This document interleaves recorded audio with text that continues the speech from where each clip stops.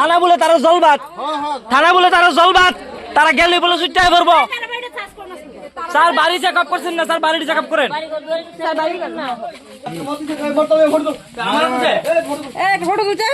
কাতলা মতুছ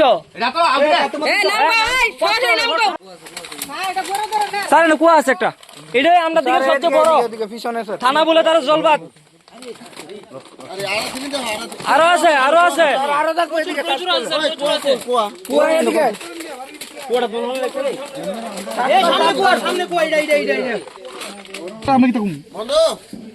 আমরা সবাই গ্রামওয়ালা মিলে সেটা একটা মিটিং বসি।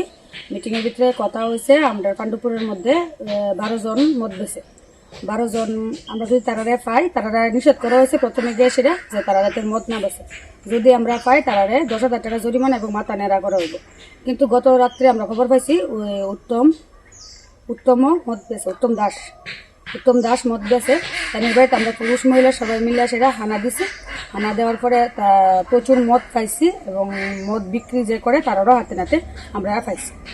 পাওয়ার পরে তাই নিয়ে আমরা পুলিশের খবর দিছি, পুলিশে উত্তমরা দিছে। আমরা মানে পুলিশের কাছে অনুরোধ যাতে উত্তমরা না ছাড়া হোক, এরপরে তাই মেয়েরা যাতে কোনো কারণে যাতে না ছাড়া উত্তম দাসের, আমরা মানে আইনের কাছে এটিও অনুরোধ।